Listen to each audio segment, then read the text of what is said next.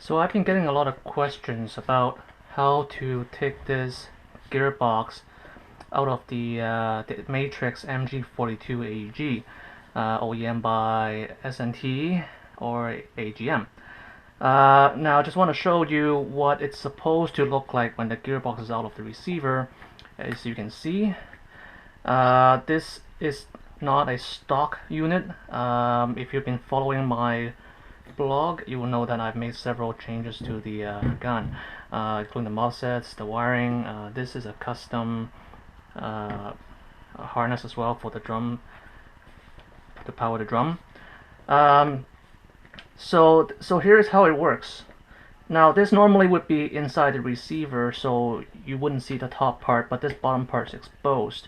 And what you're supposed to be able to do is remove a pin that's holding the lower half of the gearbox, and with that removed you should be able to pull this back like so and release the gearbox halves.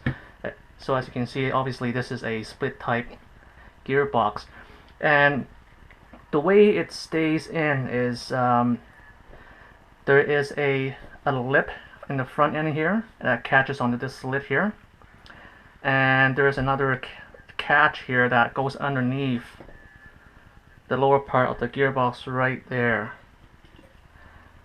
this lip right here. So basically the only thing that holds the lower part to the upper basically would be these lips, and also the spring pressure of the tappet plate. So I'm just going to put it back here and show you again.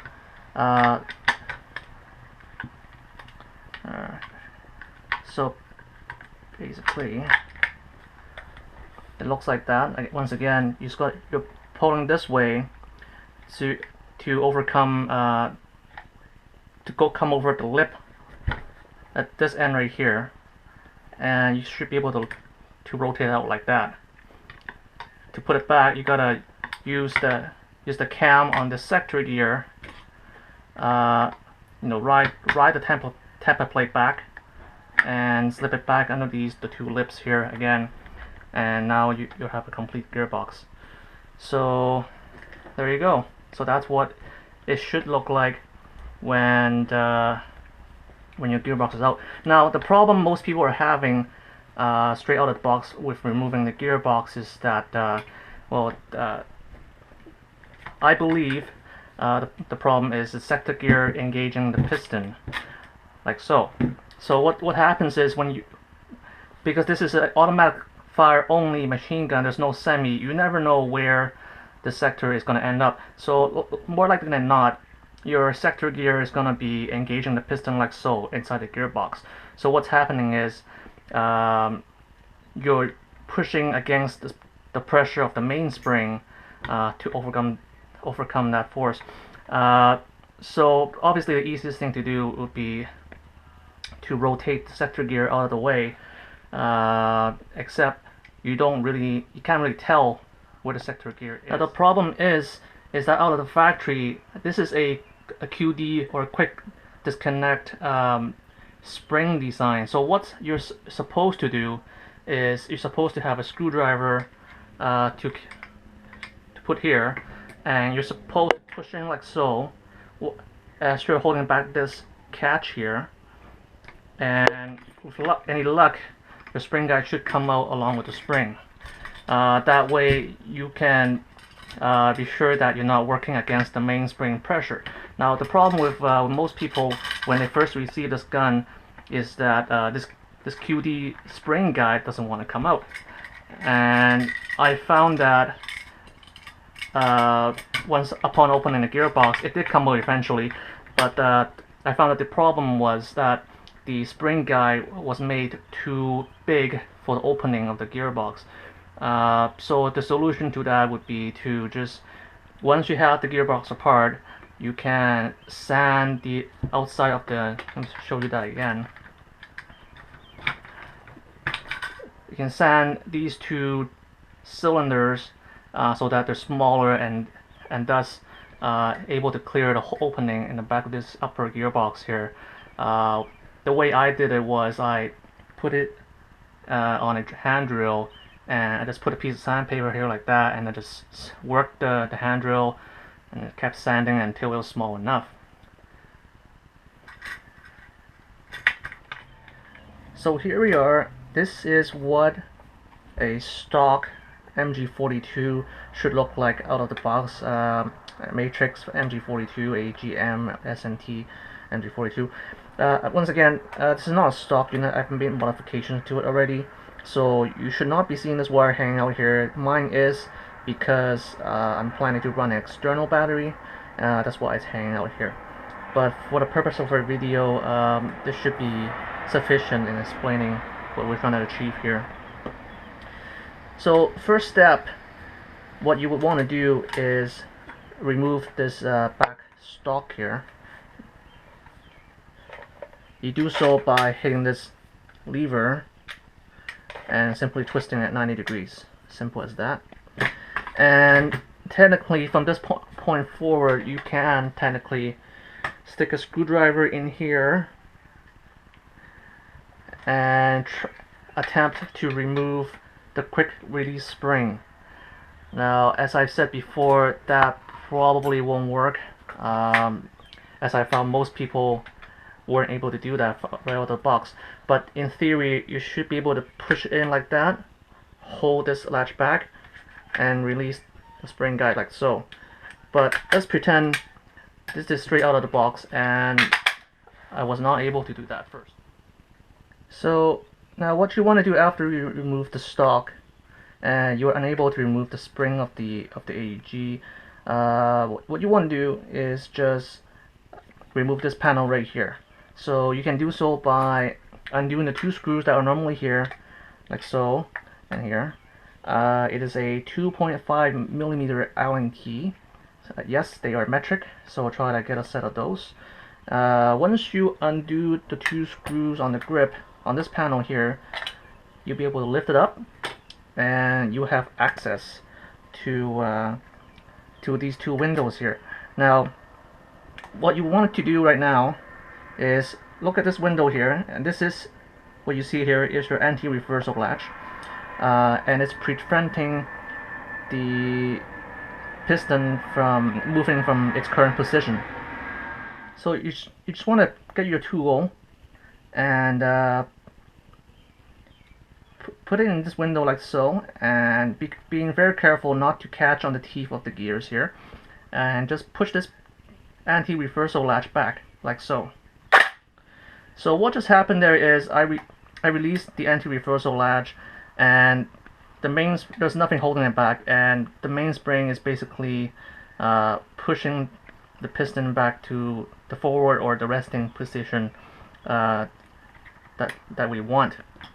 And the reason for that is I want as little sector gear to piston interaction as possible, so that when you're backing this grip out, there's little resistance from the mainspring to hold you back.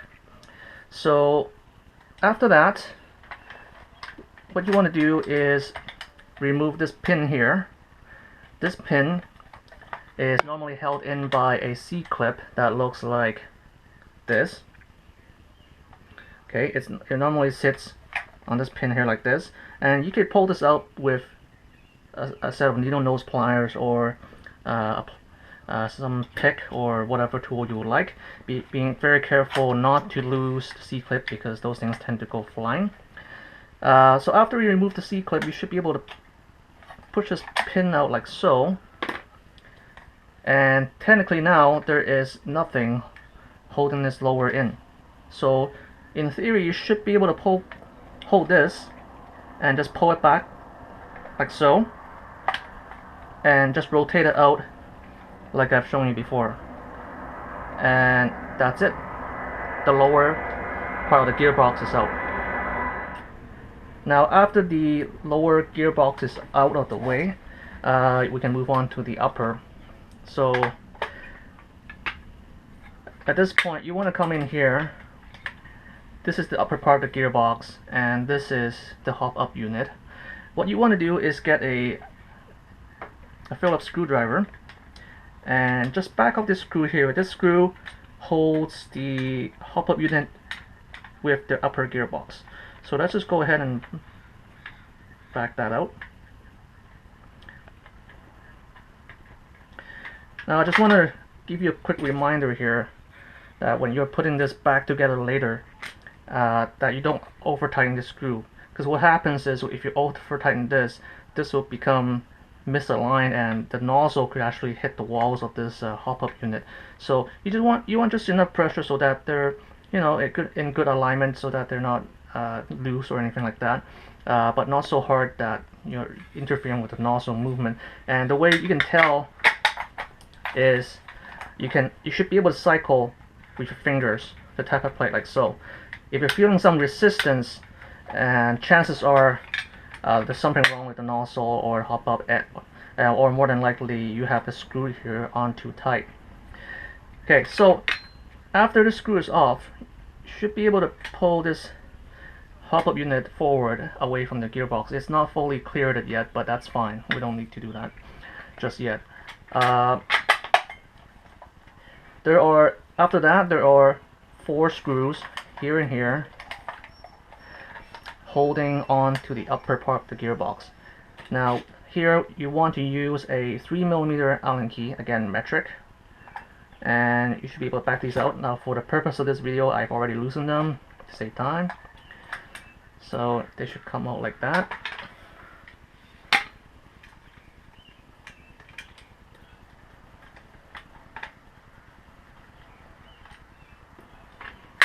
And you should be able to lift the upper part of the gearbox out like so, and that's it. And with that out of the way, you should be able to pull the whole barrel assembly out as well, inner barrel that is. So that's it. That's exactly how you would remove the gearbox from this MG42. Now to put it back, you just do everything in the exact reverse, remembering that you should not be over tightening the screw here with the hop-up. And that's pretty much it. So hope you find this helpful. If you have any questions, just post a comment below, or go to my thread on Airsoft Canada, and I will be continuing to update that blog as I continue to upgrade this gun. It's not the greatest gun in the world, but it has a very cool factor, a very neat cool factor to it. So it's I'm quite fond of it.